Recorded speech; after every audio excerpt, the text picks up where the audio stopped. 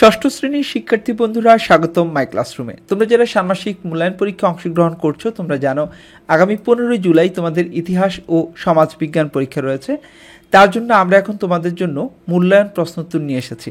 আশা করছি এই মূল্যায়ন প্রশ্নোত্তরটি তোমাদের খুব বেশি কাজে আসবে, তাই শুরু থেকে শেষ পর্যন্ত মনোযোগ সহকারে দেখবে। আর হ্যাঁ, তোমাদের ইতিমধ্যে যে পরীক্ষাগুলি হয়েছে সেই পরীক্ষাগুলি কেমন হচ্ছে সেটা আমাদেরকে কমেন্টস করে জানাবে। আমরা আশা করছি তোমাদের সব পরীক্ষা খুব ভালো হচ্ছে এবং সামনের প্রত্যেকটি পরীক্ষা খুব ভালো হবে। তাহলে শুরু করি আজকের আয়োজন। তোমরা কে কোথায় থেকে দেখছো আর পরীক্ষা কেমন হয়েছে সেটি অবশ্যই আমাদেরকে কমেন্টস করে জানাবে। আমরা আজকের মূল্যায়ন প্রশ্নোত্তরের শুরুতে একটি গল্প রেখেছি, একটু মনোযোগ দিয়ে শুনবে। অভি নামের এক ছেলেকে শিক্ষিকা ক্লাসে জিজ্ঞেস করলেন, তুমি কে?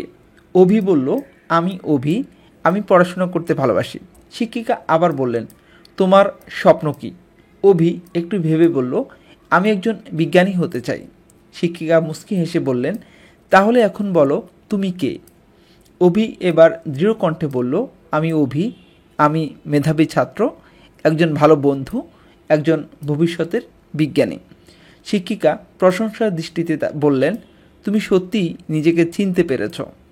তাহলে আত্মপরিচয়টা কিভাবে দিল অভি তোমরা দেখলে। এখন আমরা কাজ 1 দেখব। আত্মপরিচয় কিভাবে লেখা যায়, তুমি কিভাবে তোমার আত্মপরিচয় লিখবে। এটি কাজের ধরন হচ্ছে একক।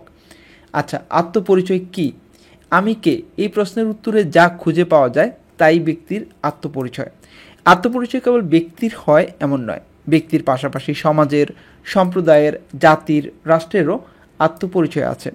ব্যক্তির চারিত্রিক বৈশিষ্ট্য, দোষ, গুণ, দক্ষতা, শখ ইত্যাদি সব কিছুই আত্মপরিচয়ের অন্তর্ভুক্ত। আত্মপরিচয় একদিনেই গড়ে ওঠে না, বরং ধারাবাহিকভাবে একটি প্রক্রিয়ার মাধ্যমে ব্যক্তির আত্মপরিচয় গড়ে ওঠে। আত্মপরিচয়ের রয়েছে 2টি উপাদান, যথা ব্যক্তিগত উপাদান ও সামাজিক উপাদান।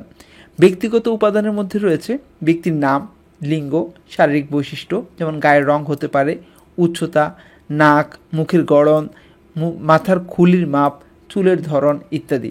এগুলো হচ্ছে কি ব্যক্তির নাম, লিঙ্গ, বৈশিষ্ট্য এই জাতীয় আর কি যেগুলি রয়েছে, আর জন্মস্থান ইত্যাদি। অন্যদিকে সামাজিক উপাদানের মধ্যে রয়েছে ব্যক্তির ধর্ম, পেশা, ভাষা, বাচনভঙ্গি, শিক্ষা প্রতিষ্ঠান, আচার অনুষ্ঠান, জাতি, নাগরিকতা ইত্যাদি। তাহলে তোমরা দেখলে যে আত্মপরিচয়ের 2টি উপাদান রয়েছে, একটা ব্যক্তিগত উপাদান, একটা সামাজিক উপাদান। 2টি উপাদানই দেখলে। আর আত্মপরিচয় কিভাবে দিতে হয় বা আত্মপরিচয় জিনিসটা কি সেটা তোমরা ভালো করে শিখে নিলে। তাহলে আমরা পরের প্রশ্নটি দেখি। পরের প্রশ্নটি হচ্ছে, বঙ্গবন্ধুর আত্মপরিচয়ের ছক লিখো। এটি দলগত কাজ। তোমরা নিশ্চয়ই সবাই বঙ্গবন্ধুকে খুব ভালো করে চিনো। তো বঙ্গবন্ধুর আত্মপরিচয়ের আমরা একটি ছক এখানে এঁকে রেখেছি, তোমরা এটি দেখবে। এই যে আমরা লিখেছি সেটি হচ্ছে বঙ্গবন্ধু, তিনি একজন সাহসী, মানবদরদী। বঙ্গবন্ধুর বাবার নাম শেখ লুৎফুর রহমান, মায়ের নাম সায়রা খাতুন, নিষ্ঠাবান, রাজনীতিবিদ, স্বাধীনতার অগ্রনায়ক, ভালো ব্রতচারী। বংশের উপাধি শেখ, শেখ মুজিবুর রহমান শেখ। ডাকনাম খোকা, জন্মস্থান টুঙ্গিপাড়া। সর্বকালের সর্বশ্রেষ্ঠ বাঙালি, জাতির পিতা, পরোপকারী, বাংলাদেশের প্রথম রাষ্ট্রপতি, আপসীন নেতা, বাঙালি মুক্তির সনদ উত্থাপনকারী। ছোটবেলায় খেলাধুলায় ঝোঁক ছিল। এই হচ্ছে বঙ্গবন্ধুর আত্মপরিচয়ের ছক। তাহলে তোমরা যে কোনো আত্মপরিচয়ের ছক অবশ্যই লিখে ফেলতে পারবে এবং তোমরা মনে রেখো বঙ্গবন্ধুর এই আত্মপরিচয়ের ছক তোমাদের জন্য খুবই গুরুত্বপূর্ণ।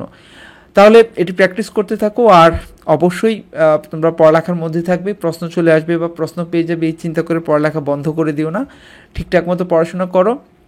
আর হ্যাঁ, মাই ক্লাসরুম চ্যানেলটি এখনও যারা সাবস্ক্রাইব করোনি সাবস্ক্রাইব করো, সবার আগে আমরাই আপডেট দিব তোমাদের। থাকো মাই ক্লাসরুমের সাথে। আল্লাহ হাফেজ।